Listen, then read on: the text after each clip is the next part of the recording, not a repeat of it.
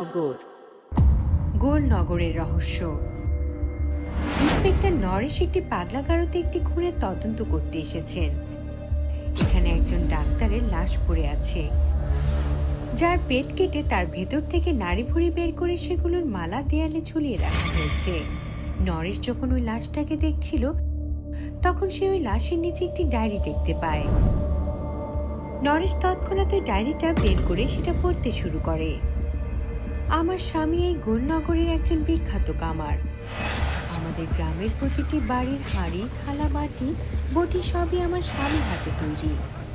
আমার স্বামী গ্রামবাসীর চোখে অত্যন্ত পরিশ্রমী এবং ভদ্র ব্যক্তি ছিলেন, কিন্তু তার আসল সত্য কেবল আমিই জানতাম। প্রতি রাতে আমার স্বামী লুকিয়ে লুকিয়ে বিন্দুবাইয়ের পতিতালয়ে যেতেন আর সকাল হওয়ার আগেই বাড়ি ফিরে আসতেন। এক রাতে যখন আমার স্বামী বিন্দুবাইয়ের বিছানায় ছিলেন, অনিল বাবু, তুমি কি এই ফ্যানটাকে ঘুরতে দেখছো? হ্যাঁ, তো এতে মনে কি আছে, ফ্যানই তো। ব্যাপারটা ফ্যানের মধ্যে নয়, তার ঘূর্ণনে। দেখো কিভাবে গোল গোল ঘুরছে। বৃত্তাকার আকৃতিতে বিশেষ কিছু আছে, যেখান থেকে শুরু হয় সেখানে গিয়েই শেষ হয়। আর আমাদের জীবনটাও তো এমনই। বিন্দু রায়, তুমি তো অনেক গভীর কথা বলে ফেললে দেখছি। কথা বলার মধ্যে কি আছে? যে কেউ কথা বলতে পারে। লাভ তো তখন হবে যখন তুমি এই ব্যাপারটা নিয়ে গভীরভাবে ভাববে। বিন্দু রায়ের কথাগুলো অনিলের মধ্যে এমনভাবে গেঁথে গেল যে এরপর সে পুরোপুরি বদলে গেল। প্রতিটা গোল জিনিসকে মনোযোগ দিয়ে দেখা অনিলের জীবনের প্রধান লক্ষ্য হয়ে উঠল। এই গোলাকারুণাকে এতটাই মগ্ন করে ফেলে যে সে বিন্দুবাইয়ের পতিতালয়ে যাওয়াও ছেড়ে দেয়। আর কাজ করার সময় সে ওইসব কাজ নিত যেগুলো গোল আকৃতি বিশিষ্ট। কিন্তু ধীরে ধীরে তার এই আবেগ পাগলামির প্রতিটা সীমা অতিক্রম করে ফেলে। এমনটা হবে তা আমি কখনোই ভাবিনি। আগামী 2 মাস পর্যন্ত অনিল অনেকগুলো গোলাকৃতি বিশিষ্ট জিনিস বাড়িতে এনে তোলে। তার এই পাগলামি দেখে আমিও ভয় পেতে লাগলাম। আমি তখন বৃত্তাকার জিনিস দেখলেই ভয় পেয়ে যেতাম। আমার মনে হতো ঘরে পড়ে থাকা প্রতিটা গোল জিনিস অনিলের কণ্ঠে আমাকে ডাকছে। এই জিনিসটা অনেক সুন্দর, তাই না? আমি আর অনিল আমাদের মানসিক ভারসাম্য হারিয়ে ফেলার আগে অনিল চলে যাওয়ার সাথে সাথে আমি ঘরে রাখার প্রতিটা গোল জিনিস ভাঙাড়িওয়ালার কাছে বিক্রি করে দেই। কিন্তু আমি এমনটা করায় অনিল যে এতটা রেগে যাবে তা আমি কখনোই ভাবতে পারিনি। তিনি বাড়ি ফিরে আমার গলা চেপে ধরে বলে, পাগলা মহিলা, তুই জানিস তুই কি করেছিস? এটা আমার কাছে কতটা মূল্যবান ছিল। ওগো, এবার এগুলো বন্ধ করুন। আপনার এই সব পাগলামি সীমা অতিক্রম করে ফেলেছে। আর আপনার এই পাগলামির কারণে আমরা দুবেলা 2টি রুটিও খেতে পারছি না। এর থেকে ভালো আপনি ওই বিন্দুবাইয়ের পতিতালয়ে থেকে যেতেন। না জানি কোন ভূত আপনাকে চেপে ধরেছে। আচ্ছা, এখন কি তোমার কথা মতো চলতে হবে? এখন তুমি শুধু দেখবে। পরের দিন সকালে যখন বাজার থেকে সবজি তরকারি কিনে বাড়ি ফিরে আসি, তখন আমার পায়ের নিচের মাটি সরে যায়। আমার বাড়ির দেয়ালে কে যেন লাল রঙের বৃত্ত এঁকে রেখেছিল, আর ওই একই লাল রঙের পায়ের ছাপ আমাদের ঘরের দিকে যাচ্ছিল। আমি খুব ভয় নিয়ে আমার রুমে পৌঁছালাম। এরপর আমার চোখের সামনে এমন একটা ভয়ানক দৃশ্য দেখতে পেলাম যা আমি স্বপ্নেও কল্পনা করি। আমার স্বামী একটা কোকড়া চুলালা ছেলেকে বেঁধে রেখেছে, সেই সাথে তার মুখে রুমাল লুকিয়ে রেখেছে আর একটা রেজার দিয়ে তার চুল কেটে ফেলছে। তারপর এই কাটা চুলগুলোকে এমন ভাবে দেখছে যেন সে কোনো গুপ্ত ধন পেয়ে গিয়েছে। সব দেখে আমি চিৎকার করে উঠি, ওগো, আপনি এগুলো কি করছেন? তুমি আমাকে গোল আকৃতির জিনিসপত্র সংগ্রহ করতে নিষেধ করেছিলে না? দেখো, এটা কোনো জিনিস না, এটা ওর চুল। দেখো, একদম গোল। আর এটা তো কিছুই না। আসো, তোমাকে আরো কিছু মজার জিনিস দেখাই। এ কথা বলে অনিল আমার হাত ধরে আমাকে টেনে দরজার কাছ থেকে একটি চেয়ারের কাছে নিয়ে যায়। তারপর আমাকে সেখানে বসিয়ে আমার হাত ধরে দেয়। এরপর যা হয়েছে তা মানুষের কাজ নয়, শয়তানের কাজ। অনিল ছুরি দিয়ে ওই ছেলেটার চেহারা 2 ভাগ করে ফেলে, তার কানের ভেতরের আস্তরণটা উপরে ফেলে আর ওটা আমাকে দেখিয়ে বলে, এটা দেখেছো? এটা মানুষের কানের পর্দা। এটাও ভিতর থেকে গোল আর বৃত্তাকার হয়ে থাকে। নাও, এটা ছুঁয়ে খুশি হয়ে থাকো। দেখো দেখো। আমি আমার স্বামীর এসব বর্বরতা আর এসব কাটাকাটি খুন খারাপি দেখে অজ্ঞান হয়ে যায়। কিন্তু যখন আমার চোখ খুলো তখন আমি নিজেকে আমার বাড়ির পিছনের আঙিনায় আবিষ্কার করলাম। তখন আমার সামনে একটি সিমেন্ট মেশানোর মেশিন রাখা ছিল, ওটার ভেতর থেকে রক্ত গড়িয়ে পড়ছিল। আমি কাঁপা কাঁপা পায়ে যখন ওই মেশিনের কাছে গেলাম তখন আমি আমার জীবনের সবচেয়ে ভয়ানক দৃশ্য দেখলাম। আমার স্বামী অনিলের চ্যাপ্টা মৃতদেহ দেখলাম, যা মেশিনের ভেতরে যাওয়ার কারণে এমন হয়ে গিয়েছিল। কোনোভাবে আমি নিজেকে সামলাই আর গ্রামের বাকি লোকদের ডেকে নিয়ে আসি। তারা অনিলের লাশটাকে ওই মেশিনের ভেতর থেকে বের করে আনে আর ওটা শ্মশানে নিতে যেতে আমাকে সাহায্য করে। এরপর যখন গ্রামের এক ব্যক্তি অনিলের চিতায় আগুন ধরায় তখন অনিলের চিতার ধোঁয়া গোলাকার ধরে বাতাসে ভাসতে থাকে। গ্রামের কেউ কিছু বুঝতে পারছিল না যে এসব কি হচ্ছে, কিন্তু আমি বুঝতে পেরে গিয়েছিলাম এটি কেবল একটি কাকতালীয় ঘটনা নয়, বরং গোলন নগরের মানুষের জন্য এটি একটি সতর্ক বার্তা। বোঝাতে চেয়েছিল খুব শীঘ্রই আমাদের সকলের উপর দুর্যোগের পাহাড় ভেঙে পড়তে চলেছে। ওই দিনের পর সব কিছু বদলে গেছে। গ্রামের কেউ কিছু বুঝতে পারছিল না যে এসব কি হচ্ছে, কিন্তু আমি বুঝতে পেরে গিয়েছিলাম এটি কেবল একটি কাকতালীয় ঘটনা নয়, বরং গোলন নগরের মানুষের জন্য এটি একটি সতর্ক বার্তা। বোঝাতে চেয়েছিল খুব শীঘ্রই আমাদের সকলের উপর দুর্যোগের পাহাড় ভেঙে পড়তে চলেছে। ওই দিনের পর সব কিছু বদলে গেল। আমার ভয় আরো একবার জেগে উঠল। আমি গোল জিনিস দেখলেই ভয় পেতাম। আমার ভয় এতটাই বেড়ে গিয়েছিল যে আমি আমার আঙ্গুলের ডগা চিবিয়ে খেতে লাগলাম। এর কারণ ছিল ওগুলো দেখতে গোল। আমি আয়নায় দেখাও বন্ধ করে দিয়েছিলাম, শুধু এই ভয়ে যে কখন যেন আমি আমার চোখ উপড়ে ফেলি। আমার অবস্থা দিন দিন খারাপ হতে থাকে।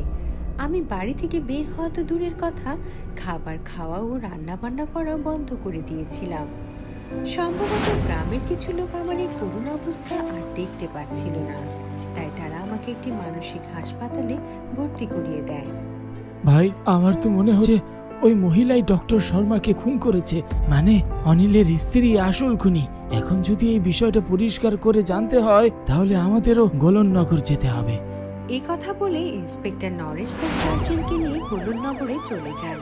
কিন্তু সে সেখানে যাওয়ার পর অদ্ভুত একটা জিনিস লক্ষ্য করে। এই গ্রামের প্রতিটা দেয়ালে একটি করে গোল আকৃতি আঁকা রয়েছে। কিছুটা সামনের দিকে এগোনোর পর তারা একজন ব্যক্তিকে দেখতে পায় যে কিনা বিভিন্ন দেয়ালে গোল গোল বৃত্ত আঁকছিল।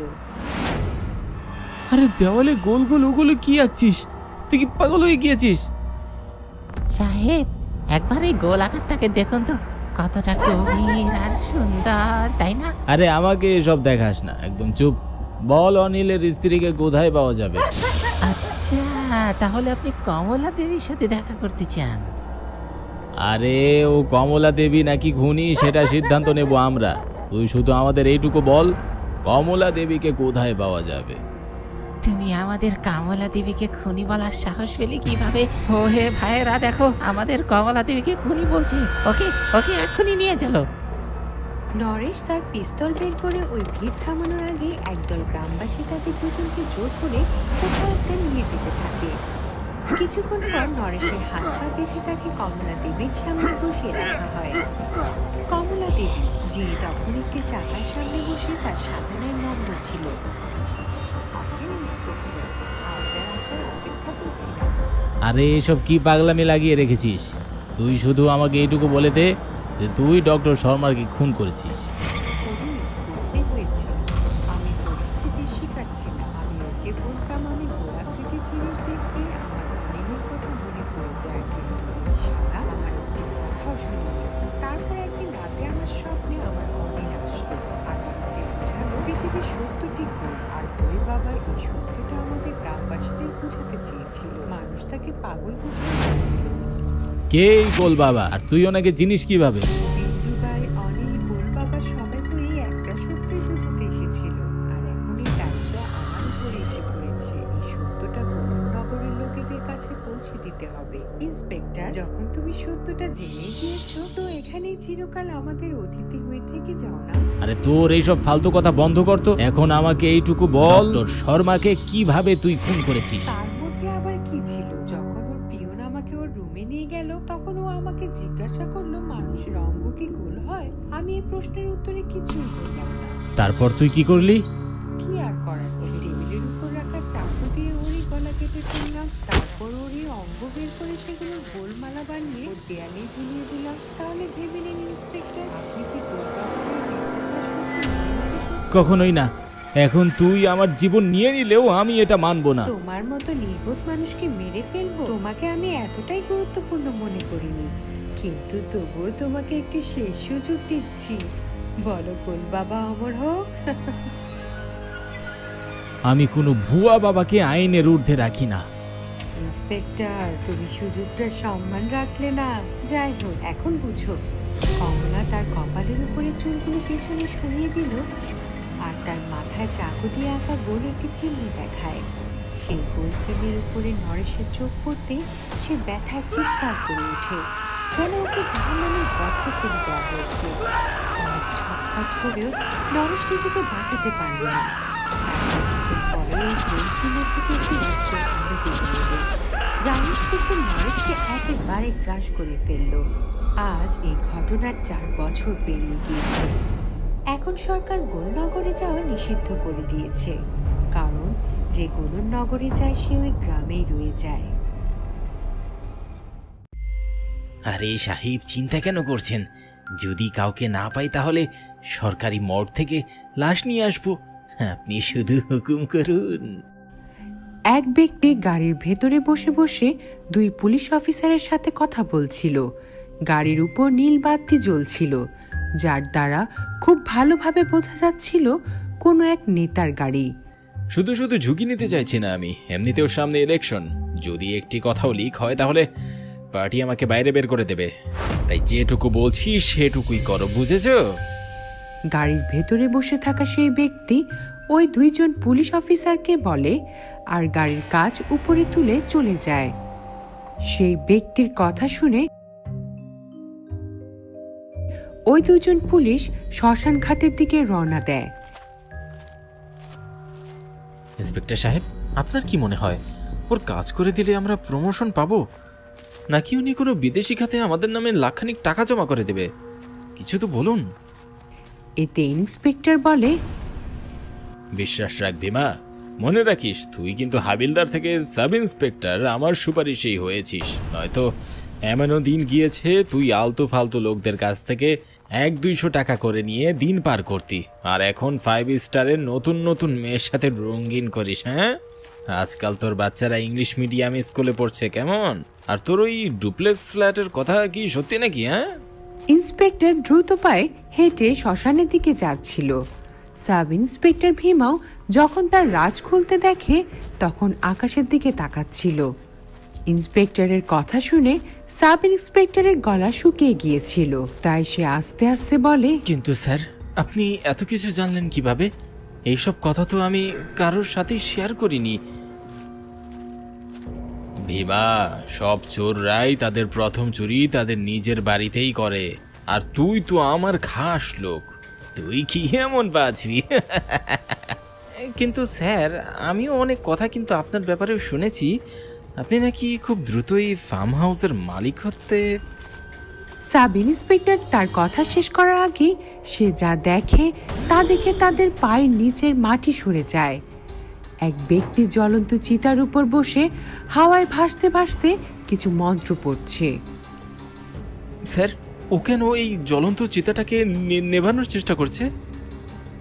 সাব ইন্সপেক্টরের কথা শুনে ইন্সপেক্টর তাকে চুপ করিয়ে একটি গাছের পেছনে নিয়ে যায় আর আস্তে আস্তে বলে, ভীমা, জলদি জানোয়ারটার ভিডিও বানা, এটাকে মিডিয়াতে এক্সপোজ করে আমাদের ইউনিফর্মের সকল দাগ ধুয়ে ফেলবো।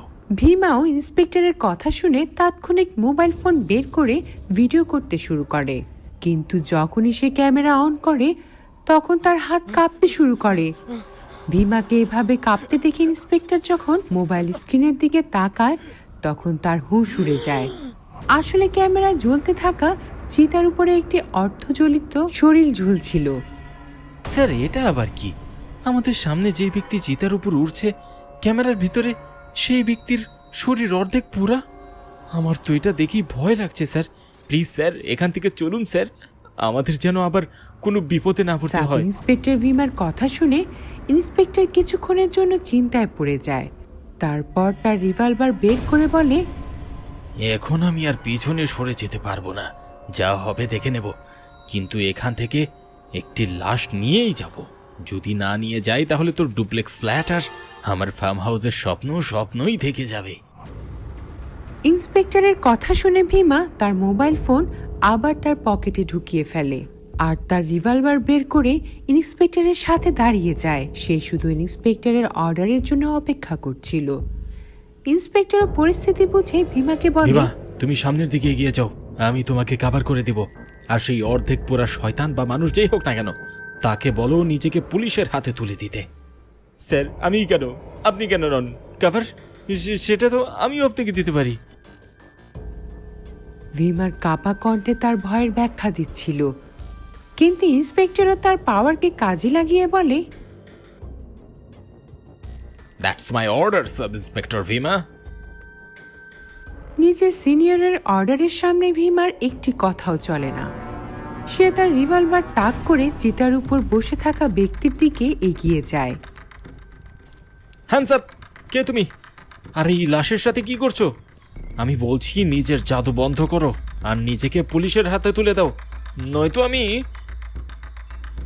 সাব ইন্সপেক্টর ভীমা তার কথা শেষ করার আগে জ্বলন্ত চিতার উপর উঠতে থাকা সেই ব্যক্তি জোরে জোরে হাসতে শুরু করে আর তাৎক্ষণিক সেই রূপে এসে পড়ে যেমনটা ভীমা তার ক্যামেরায় দেখেছিল। অর্ধেক জ্বলন্ত তার হাসি এতটাই ভয়ানক আর এতটাই প্রকোপ ছিল যে যেটা শুনে ভীমার কান আর নাক দিয়ে রক্ত গড়িয়ে পড়তে শুরু করে। মুহূর্তের মধ্যে ভীমা দুর্বল হয়ে পড়ে, তার পা পেছনে সরে যাচ্ছিল, কিন্তু কোনোভাবে ভীমা নিজেকে সামলায় আর উঠতে থাকা সেই ব্যক্তির উপর গুলি চালিয়ে দেয়। ভীমার বন্দুক থেকে বের হওয়া গুলি সেই ব্যক্তির শরীরে ফুটুতো করে দেয়, কিন্তু পরক্ষণেই সেই ছিদ্রের আগুন লেগে যায় আর সেই ক্ষত একা একাই ঠিক হয়ে যায়। প্রথমে একটি গুলি চলে, তারপর দ্বিতীয়টি, তারপর তৃতীয়টি। এমন করতে করতে ভীমা সেই ব্যক্তির শরীরে 6টি গুলি চালিয়ে দেয়, কিন্তু বেশি কিছুই হয় না। ভীমা ভয়ে থরথর করে কাঁপতে শুরু করেছিল, তার কদম এখন একা একাই পেছনে সরে যাচ্ছিল। তখনই সেই ব্যক্তি ভীমাকে বলে, দুষ্ট, তুই চান্ডালের তপস্যা ভঙ্গ করেছিস। এক চান্ডালের, তোকে এখন আমার হাত থেকে কেউ বাঁচাতে পারবে না।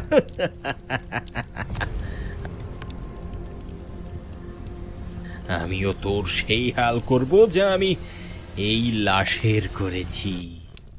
নিজের কথা শেষ করে চান্ডাল জ্বলন্ত চিতায় হাত দেয় আর সে অর্ধেক জ্বলন্ত লাশকে তার সাথে বাতাসের উপর নিয়ে যায়। সেই লাশ এক মেয়ের ছিল, আর দেখতে দেখতে সেই লাশটাও এই চান্ডালের মতো বাতাসে উঠতে শুরু করে। তার শরীরটা অর্ধেক জ্বলন্ত ছিল। ভীমা যখন নিজের সামনে দুটি চান্ডালকে দেখে তখন তার মাথা ঘুরিয়ে নিচে পড়ে যায়। সে সাহায্যের জন্য নিজের সাথে আসা ইন্সপেক্টরকে ডাকতে তো চায়, কিন্তু ভয়ের কারণে তার গলা দিয়ে শব্দই বের হচ্ছিল না।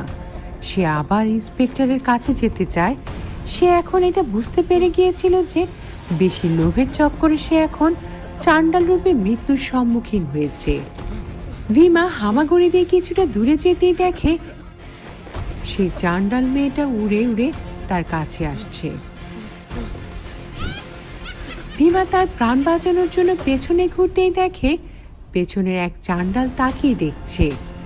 দুই চান্ডালকে নিজের দুই পাশে দেখে ভীমা তার মৃত্যুকে স্বীকার করে নিয়েছিল, কিন্তু হঠাৎ ইন্সপেক্টর ভীমাকে বাঁচানোর জন্য এসবের মাঝে ঢুকে পড়ে। আমি বলছি ছেড়ে দাও ভীমাকে, তোমাদের সাথে আমার কোনো লেনদেন নেই। তোমরা যা করছো করতে থাকো, ব্যাস আমাদের সুস্থ স্বাভাবিক এখান থেকে যেতে দাও। আমরা যা করেছি ভুলবশত করেছি, আমরা ওয়াদা করছি এই ঘটনার কথা আমরা কাউকেই বলবো না। ইন্সপেক্টর দুই চান্ডালের সাথে কথা বলতে বলতে হাঁটু গেড়ে বসে। হয়তো ইন্সপেক্টর চান্ডালদের শক্তির নমুনা আগে দেখে ফেলেছিল, কিন্তু তখনই চান্ডাল মেয়েটা বলে, আচ্ছা কিন্তু তোমরা দুজন তো এখানে লাশ নিতে এসেছিলে, আর যদি উনি কোনো অসহায় ব্যক্তিকে তোমরা পেয়ে যেতে তাহলে তো তোমরা তাকে লাশ বানিয়ে দিতে। তোমরা দুজন পাপী আর আমাদের বড় কাজের। তোমাদের দুজনের আত্মা, চিন্তা, ভাবনা আর কর্ম সব নোংরা। তোমরা নিজেদের ভালোর জন্য না জানি কত মানুষকে কষ্ট দিয়েছো। চান্ডাল মেয়েটার কথা শুনে আরেক চান্ডাল বলে, চান্ডাল এই পৃথিবী থেকে পাপীদের দূর করার জন্যই তৈরি হয়। আমরা তো মানুষ দেখা মাত্রই তাদের পাপ আর পুণ্যের হিসাব দেখেই ফেলি। আর তোমাদের দুজনের জীবনের সিদ্ধান্ত তো আমরা তোমাদের দেখা মাত্রই করে নিয়েছিলাম। মানে কি, তোমরা দুজন কোন সিদ্ধান্তের কথা বলছো? ইন্সপেক্টর এই কথা বলে দুই চান্ডালের উপর গুলি চালিয়ে দেয়, কিন্তু আগের মতো তাদের ক্ষতে এক মুহূর্তের মধ্যে আগুন ধরে ঠিক হয়ে যায়। ইন্সপেক্টরও বুঝতে পেরে গিয়েছিল সে ভীমার প্রাণ বাঁচাতে নয়, বরং নিজের প্রাণ কুরবান করতে এর মধ্যে ঢুকে পড়েছে।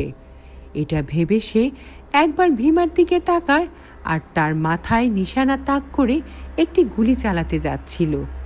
তখনই চান্ডাল ইন্সপেক্টরকে আকাশে উড়িয়ে নেয়।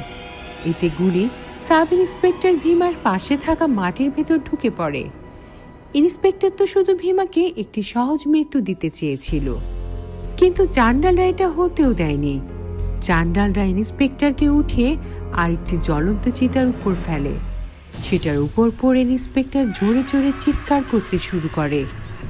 ইন্সপেক্টর এতটাই ছটফট করছিল যে সেই চিতার কাঠগুলো সরে যাচ্ছিল, কিন্তু ইন্সপেক্টরের চিৎকার শান্ত হওয়ার আগেই চান্ডালরা সাব ইন্সপেক্টর ভীমাকে সেই চিতার উপর ফেলে দেয়। এখন চিৎকার দ্বিগুণ হয়ে গিয়েছিল। ইন্সপেক্টর আর সাব ইন্সপেক্টর ভীমার আগুনে পুড়ছিল আর যন্ত্রণায় ছটফট করছিল, কিন্তু ইন্সপেক্টরের চিৎকার শান্ত হওয়ার আগে চান্ডালরা সাব ইন্সপেক্টর ভীমাকেও সেই চিতার উপর ফেলে দেয়। এখন চিৎকার দ্বিগুণ হয়ে গিয়েছিল। ইন্সপেক্টর আর সাব ইন্সপেক্টর ভীমা আগুনে পুড়ছিল আর যন্ত্রণায় ছটফট করছিল। চান্ডালরাও ওই লাশগুলো অর্ধেক পোড়ার জন্য অপেক্ষা করতে থাকে। তারপর তারা তাদের দুটি লাশের ঘাট ধরে টেনে বাইরে বের করে নিয়ে আসে। কয়েক মুহূর্ত পরে এই বাতাসে 4টি চান্ডাল উঠতে থাকে। চান্ডাল চিতার আগুন থেকে জন্ম নেয়। আগুন, যেটা শাস্ত্রে মুক্তির দুয়ার বলা হয়েছে, সেই দুয়ারের সিপাহীকে পৃথিবীর ভাষায় চান্ডাল বলা হয়, যারা আমাদের কর্মের হিসাব নিকাশ করে সিদ্ধান্ত দেয়। তারা আমাদের স্বর্গ আর নরকের রাস্তা দেখিয়ে দেয়। তারা ভালো আবার খুব খারাপও। তো শুধু এইটুকুই ছিল আমাদের আজকের এই গল্প। সেলুনি একজন সামাজিক কর্মকর্তা ছিল। তার বিয়ে কানপুরে হয়েছিল, কিন্তু বিয়ের মাত্র 3 মাস পরে সেলুনির তালাক হয়ে যায় আর এখন সে আবার তার মা বাবার সাথে পুনেতে থাকে। কিন্তু কথা শুধু এইটুকুই ছিল না, লাভ ম্যারেজ, তাও আবার অন্য একটি ধর্মে। না জানি কত বাধা বিপত্তির সাথে লড়াই করে সেলুনি তার ভালোবাসাকে পেয়েছিল। সেলুনি আর তার স্বামী আহমেদ দুজন তাদের 5 বছরের সম্পর্ককে অনেক কষ্টে বিয়ের নাম দিয়েছিল। দুজনের মাঝে অনেক ভালোবাসা ছিল, কিন্তু এমন কি হলো যে তাদের বিয়ের 3 মাসও টিকল না। আসলে বিয়ের পর যখন আমি আমার শ্বশুর বাড়ি গিয়েছিলাম তখন সবকিছুই ভালো ছিল। আহমেদের বাড়ির লোক আমাকে একদম আপন করে নিয়েছিল, কিন্তু কথায় আছে না, জীবনের পুরনো রহস্য যদি দাফন থাকে তাহলে ভালো, যদি কখনো সেটা বর্তমানের উপর প্রভাব ফেলে তাহলে আমাদের এই সুন্দর জীবনটাকে একদম বরবাদ করে দেয়। এমনিতে আমি আহমেদকে খুব ভালো করে চিনতাম। 5 বছরের কাটানো প্রতিটি মুহূর্ত আমাদের দুজনের জন্য বেশ স্মরণীয় হয়েছিল। এমনকি বিয়ে করার জন্য আমাকে আহমেদই প্রপোজ করেছিল, তাকে আমি না করতে পারিনি। আমাদের দুজনের মনে হয়েছিল বিয়ের পর আমরা একে অন্যের জীবন সুন্দর আর রঙিন বানিয়ে দিব, কিন্তু বিয়ের পর সবকিছু এমন ভাবে বদলে যায় যেন এটা ভয়ানক স্বপ্ন। বাসর রাত থেকে আহমেদ বদলে গিয়েছিল। আমি সেজে গুজে খাটের উপর এসে আহমেদের জন্য অপেক্ষা করছিলাম, কিন্তু সে মাঝরাত পর্যন্ত আসেনি। রাত 3টা বাজছিল। তখনই কেউ একজন আমার দরজায় কড়া নাড়বে। আমিও দরজা খুলে তার উপর ঝাঁপিয়ে পড়তেই যাচ্ছিলাম, কিন্তু তখনই আমি যা দেখি তা দেখে আমার শরীরে রক্ত জমে গিয়েছিল। আহমদের শেরওয়ানি পুরোপুরি রক্তে ভিজে গিয়েছিল। তার শরীর থেকে কোনো লাশ পচে যাওয়ার গন্ধ আসছিল। তার চোখ লাল আর মুখের আশেপাশে কাঁচা মাংসের টুকরো লেগেছিল। আহমদ, তুমি তো নন ভেজ খেতে না, তাহলে এসব কি? আমি এটা জিজ্ঞাসা করতে আহমদ আমাকে এত জোরে একটা ধাক্কা দেয় যে আমি ঘরের এক কোণে গিয়ে পড়ি। আহমদের এই ব্যবহার আমার কল্পনার বাইরে ছিল। আমি আর কি বা করব? আমার বাসর রাতেই ঘরের এক কোণায় বসে সারা রাত কান্না করছিলাম। কখনো কখনো তো এটা মনে হতো যে আমাদের লাভ ম্যারেজ নয়, বরং অ্যারেঞ্জ ম্যারেজ হয়েছে। কারণ বিয়ের কয়েকদিন পরে আহমদ অনেক রাগারাগি করতে শুরু করেছিল। এমনটা মনে হতো যেন অন্য কেউ তার ভেতরে আছে আর আমার সাথে কথা বলছে। আর কখনো কখনো তো হঠাৎ করে ঘুম থেকে উঠে একা একাই কথা বলতো। আহমদ, এখন তুমি আমার উপর অত্যাচার করতে শুরু করেছো। কখনো কখনো তো এমনটা মনে হয় যে আমি তোমাকে চিনি না, আর কথায় কথায় এত রাগ। আমি রাগ করছি না, তুমি নিজেকে একটু দেখো। বিয়ের পর থেকে তো আমার মাথায় উঠে বসেছো। কান খুলে শুনে নাও, আমার রোজকার অশান্তি ভালো লাগে না। যদি আমাকে এত বিরক্ত করিস না, তাহলে তোকে এক্ষুনি আমি তালাক দিয়ে দেব। এ কথা বলে আহমদ চলে যায়। এই ধরনের ঝগড়াঝাটি সকাল সন্ধ্যার নাটক হয়ে গিয়েছিল। ভয়ের কারণে তো আমি কিছুই বলতাম না।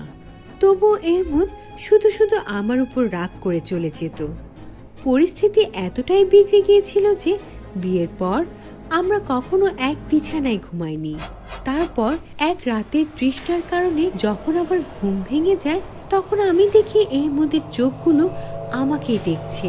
তার অর্ধেক চেহারা মানুষের আর অর্ধেক চেহারা কোনো এক ডাইনির ছিল, যেন আমার রক্তের তৃষ্ণার্তক সে।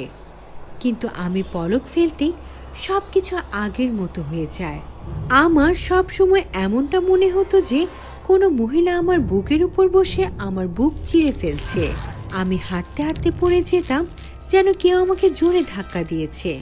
খাবার বানানোর সময় কখনো আমার হাত পুড়ে যেত, তো কখনো আমার শাড়ির আঁচল।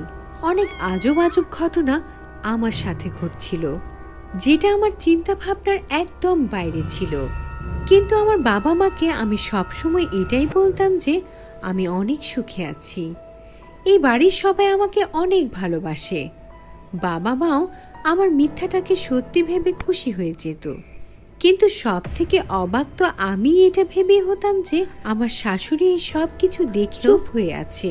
তারপর একদিন আমি আমার শাশুড়িকে জিজ্ঞাসা করেই ফেলি, মা, আপনার ছেলে ঘর ভাঙার আগেই ভেঙে যাচ্ছে, কিন্তু আপনি সব চুপচাপ দেখে যাচ্ছেন। যদি এমনটাই চলতে থাকে তাহলে আমি বেশি দিন এসব সহ্য করব না। আমি আবার আমার বাড়ি চলে যাব আর কখনো ফিরে আসব না। আমার শাশুড়ি জানতো আমি কোনো যন্ত্রণার মধ্য দিয়ে যাচ্ছি, তাই সে আমার হাতে একটি কাগজ ধরিয়ে দিয়ে বলে, মা, এই কাগজে যা লেখা আছে সেটা আহমদের ঘুমানোর পর তার কানের কাছে আস্তে আস্তে পড়ো। তুমি নিজেই সত্যটা জানতে পেরে যাবে। এই কথা বলে আমার শাশুড়ি সেখান থেকে চলে যায়। আমি এখন শুধু আহমদের ঘুমানোর অপেক্ষা করছিলাম। আবার প্রতিদিনের মতো ঝগড়াঝাটি করার পর আহমদ ঘুমিয়ে পড়ে। মাঝরাত হয়ে গিয়েছিল। আমি এক দুইবার আহমদকে জাগানোর চেষ্টা করি, কিন্তু সে জেগে ওঠে না। তারপর অনেক সাহস করে আমি শাশুড়ি মায়ের দেয়া কাগজটা বের করে আর আহমদের কানের কাছে গিয়ে আস্তে আস্তে সেটা পড়তে শুরু করি। জেরিন, দেখ, আমি চলে এসেছি। দেখ, তোর স্বামী তোকে নিতে এসেছে। জলদি প্রস্তুত হয়ে নে, বিয়ে করতে যাব। আমি এই কাগজের লেখা পড়ছিলাম, ঠিক তখনই আহমদের শরীর উঠে বসে। তার হাবভাব পুরোপুরি বদলে গিয়েছিল। যে শরীর আগে সুষ্ঠু আর কঠোর ছিল, তাতে এক মেয়েলি ভাব নেমে এসেছিল। আমি এক নজরে চুপচাপ আমার স্বামীকে দেখছিলাম। সত্যি বলতে ভয়ে আমার সারা শরীর ঠান্ডা হয়ে গিয়েছিল। আমার ভয় লাগছিল। আমার স্বামীর চারদিকে আজব একটি কালো ছায়া ঘুরে বেড়াচ্ছিল। আবার আহমদের শরীর থেকে লাশ পচা গন্ধ আসছিল। আহমদ আমার পাশ থেকে উঠে সোজা আয়নার সামনে গিয়ে বসে পড়ে আর পরক্ষণে তার চেহারায় মেকআপ আর হাতে মেহেদি লাগাতে শুরু করছিল। পুরোপুরি সাজ শেষ হওয়ার পর যখন আমি তাকে দেখি তখন সে খুবই সুন্দর একটি মেয়েতে পরিণত হয়েছিল। এহমদ, আপনার কি হয়ে গিয়েছে? আপনি কেন নিজেকে এভাবে সাজাচ্ছেন? এহমদ, কথা বলো আমার সাথে। আমি আপনার স্ত্রী সেলুনি বলছি। এহমদ, তুমি কি আমাকে শুনতে পাচ্ছ? আমি এতবার বলার পরেও এহমদ একবারও আমার দিকে ঘুরে তাকায়নি, কিন্তু যখনই আমি তাকে ছুতে যাই তখন এহমদ এক ফুঁয়ে আমাকে দেয়ালের সাথে মিশিয়ে দেয়। দূরে সরে যা আমার এহমদ থেকে। খবরদার যদি ওকে ছোঁয়ার চেষ্টা করেছিস তো। ও আমার স্বামী, ওর সাথে আমার বিয়ে হয়েছে। তোকে আমি এত কষ্ট দিয়েছি, তারপরেও তোর শিক্ষা হয়নি? শুনে রাখ, যদি তুইও আমাকে আমার এহমদের থেকে আলাদা করার চেষ্টা করিস তাহলে আমি এহমদের আব্বুর মতো তোকেও এহমদের হাতেই উপরে পাঠিয়ে দেব। আমি তখনই বুঝতে পেরে গিয়েছিলাম এটা আমার এহমদ হতেই পারে না। যে এহমদ আমাকে এত ভালোবাসতো সে আমাকে এত ঘৃণা করতেই পারে না। আমি এহমদকে কিছু জিজ্ঞাসা করব তার আগে আমি দেখি আয়নাতে খুবই ভয়ানক চেহারার একটি আত্মা দেখা যাচ্ছে, যেটা দেখতে একদম ডাইনিদের মতো ছিল, যার কাছে এহমদ নিজের প্রাণ ভিক্ষা চাইছিল। জেরিন, তুমি আমাকে ছেড়ে দিচ্ছ না কেন? তুমি তো আমার ছোটবেলার ভালোবাসা ছিলে। মানলাম আমি তোমাকে বিয়ে করেছিলাম, কিন্তু এখন তুমি অন্য পৃথিবীতে চলে গেছো, আর আমিও এখন অন্য আরেকজনের সাথে আপন করে নিয়েছি, আমার জীবন সাজিয়ে নিয়েছি। আমি তোমার সামনে হাত জোর করছি। জেরিন, প্লিজ আমাকে তুমি ছেড়ে দাও।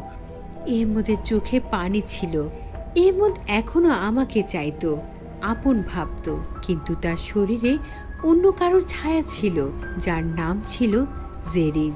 কে ছিল জেরিন? আর কি সম্পর্ক ছিল তার আমার স্বামীর সাথে? আমি যখন এসব ভাবছিলাম তখন আমার শাশুড়ি তার হাতে কি তাবিজ দিয়ে আমাকে সামলাতে আমার কাছে চলে আসে।